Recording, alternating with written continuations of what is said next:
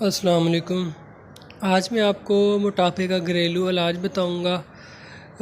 आजकल जो है जिस तरह के हमारे खाने हैं और खा पी कर बैठ जाना, काम ना करना, मेहनत मशक्क़त ना करना, उसकी वजह से जो है मोटापा बहुत जल्दी होता है। तो इसको आपने कैसे कंट्रोल करना है, अपनी ख़ुराक का ख्याल रखना है। ख़ुराक में चावल, बादी चीज़ें, फ़ास्ट फूड, बाज़ारी चीज़ें, इन चीज़ों से आपने परहेज़ रखना है। और जो है सुबह की सैर करें, एक्सरसाइज हल्की फुल्की करें। और इसके साथ जो है घरेलू टोटका, घरेलू इलाज भी आपको बताऊंगा और इसके साथ जो है कुछ मेडिसिन भी बताऊंगा। दोनों में से जो आपको इजी लगे वो आप कर लें। लौंग और दालचीनी का आपने कावा बनाना है 1 कप, उसमें 1 नींबू डालना है। वो आपने सुबह खाली पेट पी लें या नाश्ते के बाद पी लें। डेली 1 दफ़ा पिएँ। अगर ज़्यादा मोटापा है तो 2 मरतबा भी आप इस्तेमाल कर सकते हैं।